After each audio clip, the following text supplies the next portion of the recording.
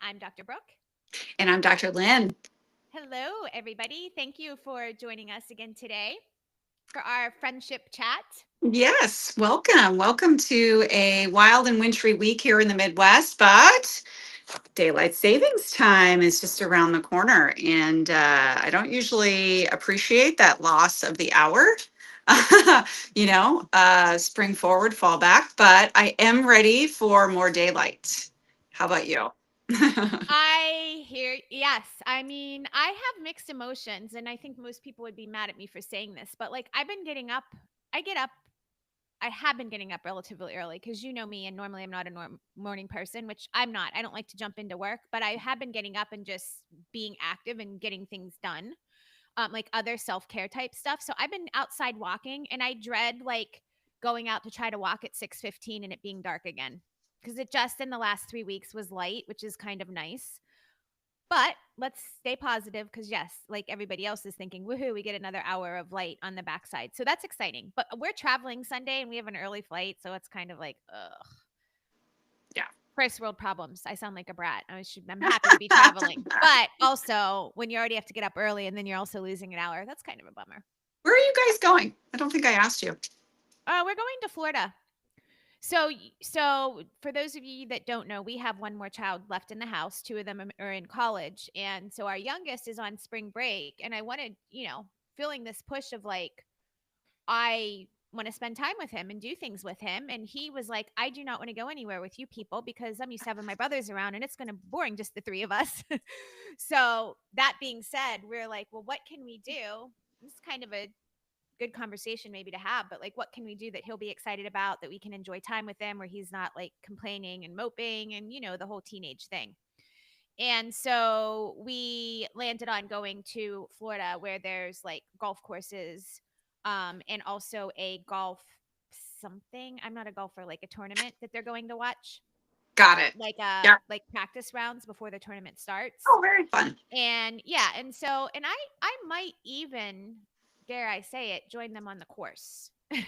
Wow, I would like to see that. I'm rooting for that. I want to see some pictures. Yeah, and maybe we should make, so we were planning Hear on the stories. maybe yeah, I will let you know. And I just wonder if this isn't worth a conversation rather than what we were going to talk about, because there's something to be said for like finding okay, so Kenny and I were out to dinner with two friends, like another couple a couple of weeks ago, and they have a son and a daughter.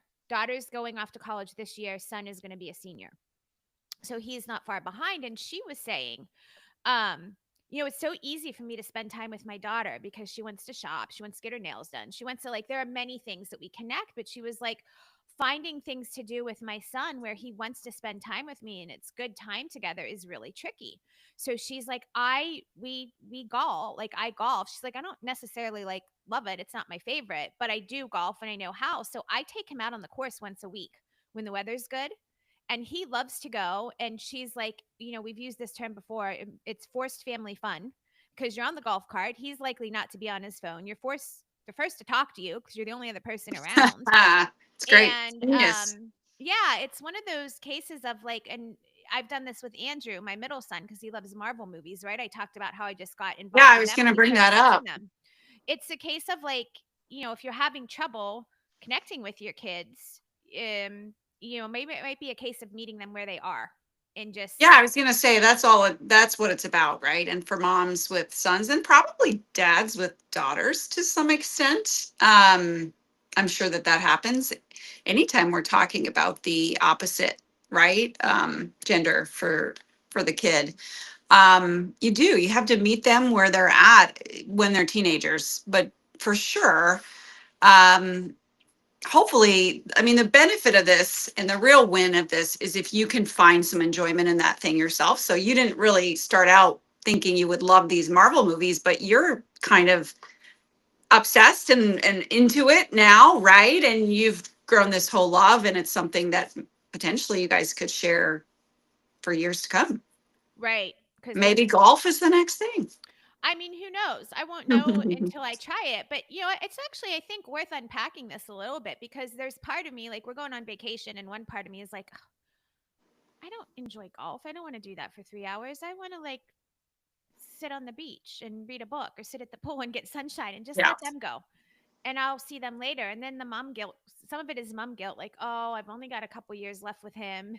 I should, like, this is not about me. Let me go with him. I'll that's have time for exactly right. myself.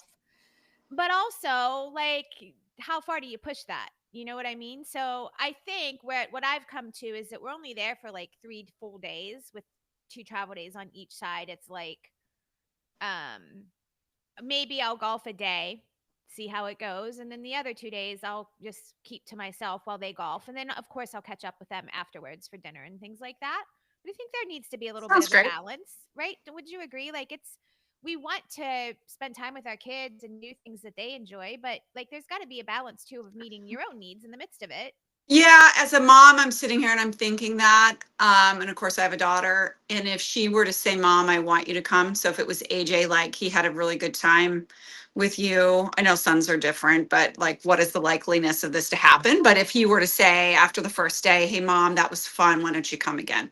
That would be when I am saying, okay, you only have a few years. You can sit on the beach plenty after he's gone to college, right? And just get yourself out there and play golf. I think. I mean, I guess that's just what I would do. And I think you can make an argument for anything that, there's balance, and maybe saying no to your kid is okay.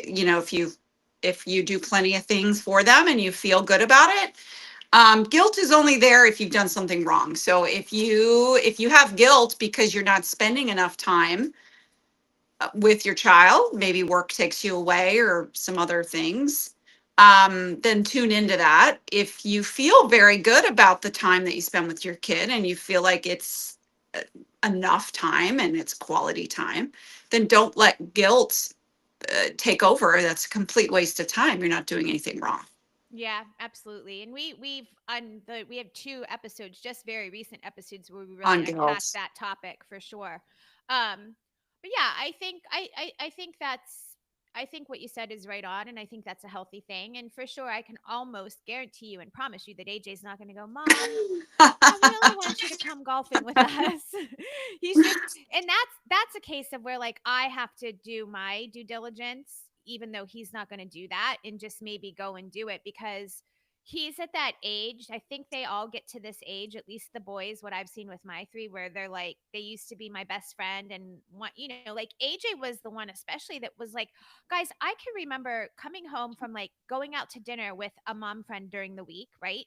And getting in and sitting in my car because I knew I was on the fence of AJ still possibly being awake, waiting for me to rock him to sleep. Oh, we've all done And that. right. And so I would sit there and be like, if I just wait 10, 15 more minutes, he's sure to be asleep. And then I can get in and just read a book for a couple minutes before I need to go to sleep. And inevitably, every time I'd walk in, it was like he had mumdar and he was like, Mom, are you cup? Like he was I rocked this He's your kid. baby. I Yeah. rocked him until he was in kindergarten. I know, shame on me, but like the kid's fine. Him not still rock. He doesn't now. My point is, like, now he could take me or leave me, and so I'm trying to really be intentional about building my relationship with him now, because I have a couple more years, and then after he goes to school, like, if I feel like I need to set the foundation now, and I think this is important for all of us. If you're having a rocky time with them in your home, it might not get better when, maybe it'll get better when they leave because they grow up, but be intentional about setting a good foundation now while they're in the home. That's, at least that's what I'm aiming for, so that when they do leave, you'll have you'll have a better ground to stand on and walk through with them and walk through their life. So that's kind of where I am with AJ and trying to find that. And I know I'm like the mom that's like super annoying to him right now, but I Yeah, mean, I think you should continue to be annoying. I mean, I think like that's the tendency for teenagers, is to, like, when they get to be a little prickly, is to sort of back off. And actually, I would argue that that's the time when they need the most parenting, mm, with boundaries, with respect that they are their own individuals. But don't stop parenting them. Don't stop the family dinners. Don't stop offering to spend time with them, because even if they turn you down, I love your reel that you did. Is like texting a teenage boy is like, your teenage son is like, getting ghosted by a guy that, what was it, on a dating oh app or something, yeah, texting yes, teenage son is like dating a guy who's not interested in you, Right. You I get like love the one you. word answers. Yeah. Yep. Got it. Was the response. Where, Oh, and I think the tendency is to say, okay, well, fine, and sort of like, you're going to play hard to get, I'm going to play hard to get. But I really think they need us leaning in, because it's that effort that we show. We're not going to get the return of our investment of our time very likely back, right. but we will have something to show for it, I think, down the road when they can look back and say, hey, see as adults how much their mom cared about them, how much she was there for them, how much she, appreciated who they were, and wanted them to do well. So, Yeah, the funny thing is when we came, I don't know if I even shared this with you. And I don't know that I handled this. I'm not saying this is the right way to handle it. I'm just going to share like something that I did. We're coming off of holiday break. So it was just the start of January, and like he was really like just kind of being I mean, I know teenager. all the boys, like teenagers, they go through that phase, which comforts me because if you're not on the other side of that yet, they do come back around. At least I saw that. I've seen that with my other two boys for the most part. Um, but I was just like on my last, like, I felt like I was really kissing his butt hard and trying to go above and beyond, like trying to Yep. build things up and not insert myself in his life. That's not the right way to say it, but Be just like available for foster a him. relationship. Yep. Yes, like how's it going? You want to talk, like those types of things. And then finally we came back from break and I was like, look, dude, I am done kissing your butt. I'm done like walking on eggshells around you. I'm always here. Like I love you. I'm not mad at you. Anything you need, I'm here. Anything you want to do, I'm here. But I am not going to continue to like chase you around and kiss your butt. I've had it. And that was it. So I stopped. And progressively, Lo and as the behold, weeks have gone by, he's it's coming. not like Interesting. perfect, but like, I'm Okay. on obsessed with Modern Family right now. So he'll stop in and sit down and watch an episode or two with me. And he's asking me more like what's really nice, like questions about like how we should handle things, or like it feels like we're heading um in a really like a better direction. So So maybe maybe it's the key with the boys is like, suffocation is obviously like, you don't want to not the suffocate them, answer. and you want to be very clear and direct and tell them you're there for them, but then just step back and let them make the next move. Yeah. Maybe that is the way to go. I Maybe mean, there's some parenting genius in that. It's very simple. and by the way, I didn't just think that. I said that to him. I mean, that's exactly Yeah. what makes that work, is because you spoke out loud. Hey, I'm here for you. I love you. But I've been trying and now it's up to you. Yeah. Like And I feel if you like need I'm me, I'm doing my here. part. Doing my Yep. part, and like I can't, you got to meet me halfway, or like I'm not going to keep falling all over you. So Yeah. whatever. And Love not it. again, I'm not mad. I'm not angry. I'm not holding a grudge. I'm not going to be like jerky with you just to try to manipulate you, but like it is what it is. So I think it's, and actually, Friday he was at school and I texted him and said, hey, I'm running over to, I was going to get something at Anthony's school for Bristol because she's like the team dog. I'm taking her all his games. So we wanted to get her like a collar and a little t-shirt. So I said, hey, do you want to come with me and I'll take you to get like an after something, a snack after school? And surprisingly, I almost fell over when he texted back and was like, sure, I'll go. That's not typical. And I'm making probably it sound like we have a really rocky relationship. You know us, Lynn, and we don't. Yeah. It's not like we don't It's like each teenager. other, It's or typical just teenage teenager things. behavior. Yeah. Yeah, exactly. So anyway, now this morning, teenagers are so funny. I had to take him to school. Yesterday, he was like a little torqued with me because I said to him, I had to go. I have a doctor's appointment this morning. I have to go get blood work. It's in Brookline. So I have to take you to school like 15 or so minutes early. And so he was like, oh, why do you like, couldn't you have done it later? Like that sort of thing. And then he was okay with it. So this morning, yelled up to him and said, hey, remember we got to leave early. And I said, and he came down. I said, thank you so much. I really like appreciate you not complaining. Like this, it's just something I have to do. It's not going to happen all the time. And then we were going out the door. I said again, hey, I just want to say thanks again. And he goes, Mom, stop glazing me. The glazing is enough. It's fine. I'm getting to school at about the same time I always go. Like, seriously, I can't win. And also, when did we start using words like glazing? I know. I was like, what? What does that mean? I thought you haven't heard that from Lila. No, I feel like she's a little bit older now where all the new words don't creep in, but yeah, I like it. I'm obsessed. I want to Oh know them my all. gosh, it's hilarious. And actually, my older two boys say it too. They say, like, I notice the most is the glazing and like the low key, either after or before everything. Low key, yeah. Oh my goodness. So anyway, that's just a little, I guess, bump in the road. Yeah. I don't go ahead. No, I was gonna say, I think that was a good combo. You had also shared that um, you had some blood work done this week, and we were gonna talk about just health concerns and getting older and what that means, and how to sort of keep yourself steady throughout Yeah. all of that, and where to put your focus and your control, right? Absolutely. And that's probably a bigger conversation now because I spent too much time talking about AJ, but we can touch on some, highlights about that anyway cuz I think we're all thinking about it. I'm going to be 50. Um I kind of look at it like I'm turning 49 in June. Like I want to be my healthiest self. That's my goal. And by the way, and I don't know if I shared this with you, but I was talking to somebody about this the other day and I was saying like I stated to my accountability group at the start of the year when we went through reflections of the year before and what we wanted for the next year that my number one most important goal and point that I was focusing on this year was my health, physically and emotionally, and getting myself as healthy as I could. I had a year before I was turning 50. And so, like, every conversation, everything that I say yes to, everything that I say no to, if that's really true, has got to start with how is this going to affect me? Or what do I need to do in the midst of what I'm saying yes to make sure it doesn't affect my health? Like you start to think about things differently. And I think that's got to be a big goal for all of us at this age. Yeah, we definitely need to make more timeshare for it. Do you, whenever you say a goal like that, and I know you, and as your friend, I know that you're going to pursue that to like the nth degree. Yeah. So, as your friend, the natural question from this conversation, I don't know if this will help anybody else.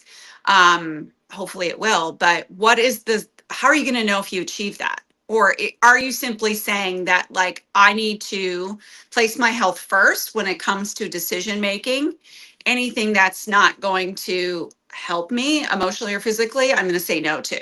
Do you know what I mean? Or are you saying, like, I want to get to like 22% body fat and have this blood marker and biometric be this number and have it, Yeah. you know what I mean?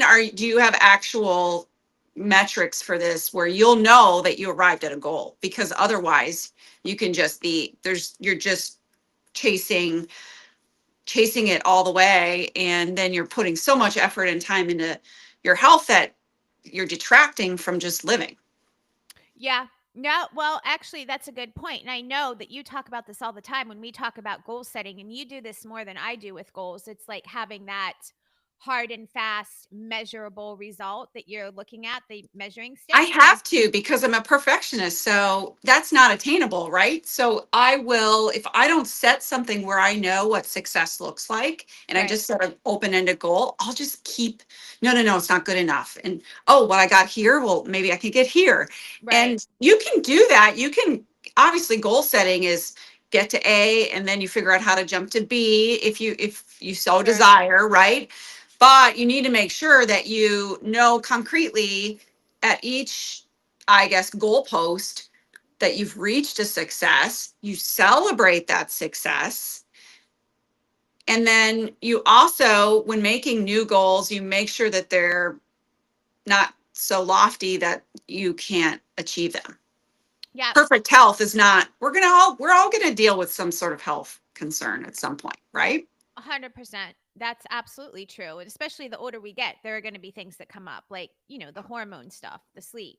I have many steps that I'm in the process of taking and things that I will continue to take through the course of the year to improve my health. I don't have any hard and fast, I want to like be at this weight, or I want to see this blood marker come down, or I want to whatever. I know in my head like where I need to be and where I'm not.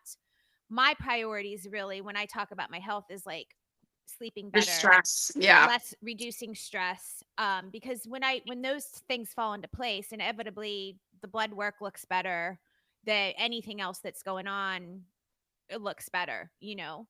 But I think I'm also beyond that, just starting to think through now. And you and I have talked about this too, because I know you're there. Of like, what are the next steps? Like, what proactive screening type things do we need to Mhm. do to, like, we're at that age now where we have to watch things like breast health, colon health, bone density is one, like, that I was just having a conversation with my new doctor about, because we have to pay attention to that stuff when our estrogen starts to tank.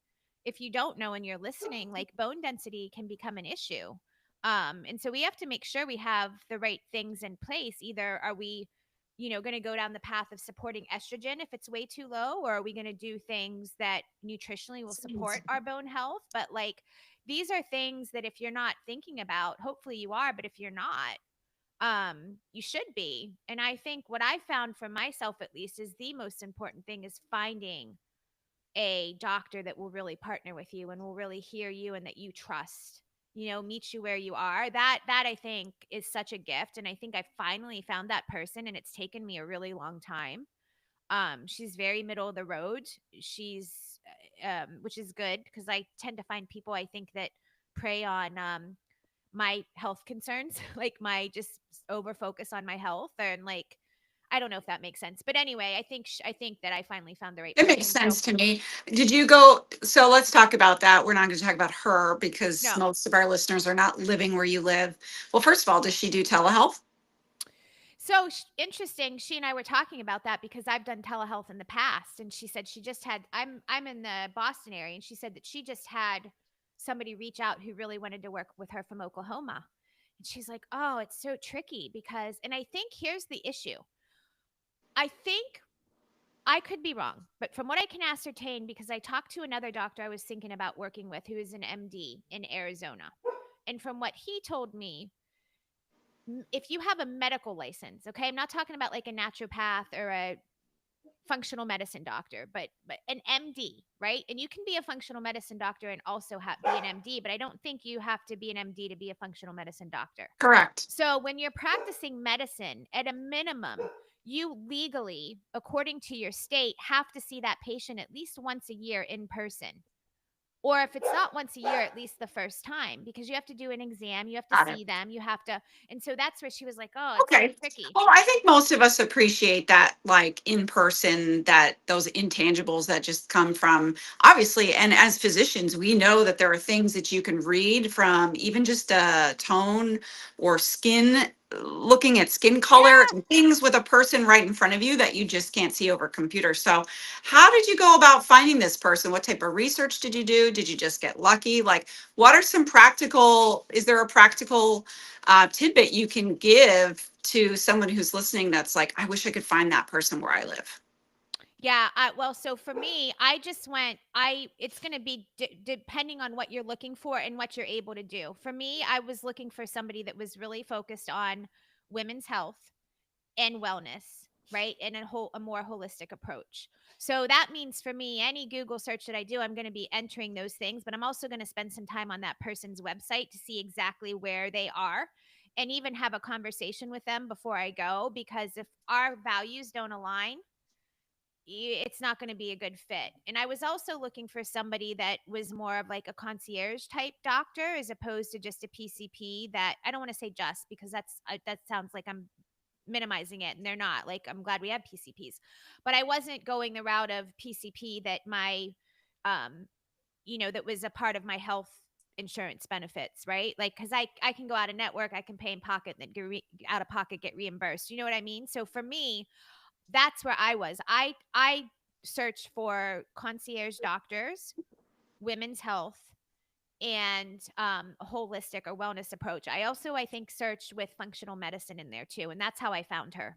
Great. Okay. So Yeah. that's just, our good friend Google. Um, Yeah, but right. I It's think how we're all finding things like that and just searching the proper, using the keywords that are going to right. help you get to what you want. Functional medicine, if you're looking for a more balanced, vitalistic, holistic approach, getting to the root of a problem. Concierge doctor, those are some good tips. Go ahead. Yeah, I think especially if you're at that point, like type looking for somebody, and I just happened upon this from talking to somebody else, like a concierge type doctor is super helpful.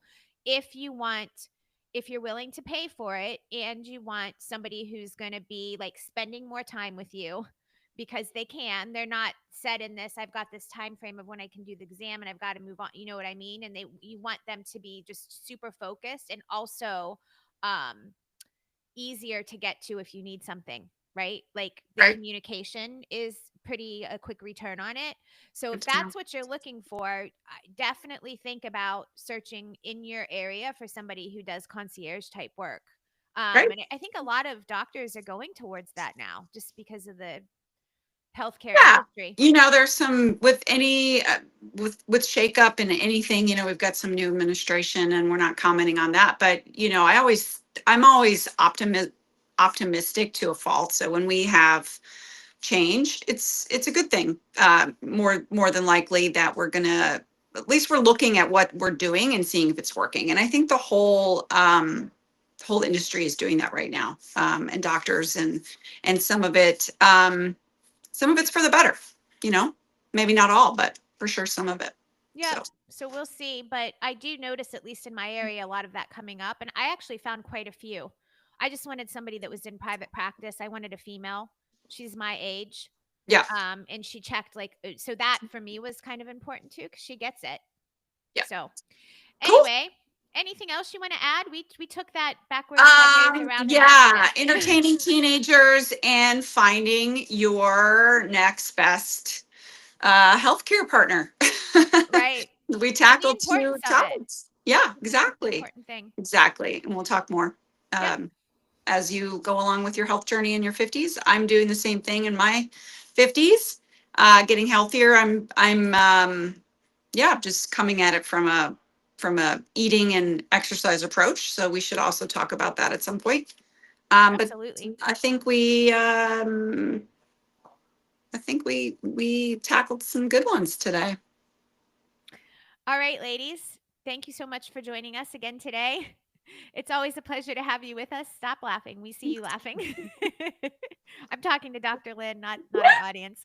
And make sure you're following us on all of our social media feeds, Instagram, Facebook, and TikTok. The website is www.lifeafterkids.com, where you can find all of our free resources. Have a great day and an even Yeah. better week.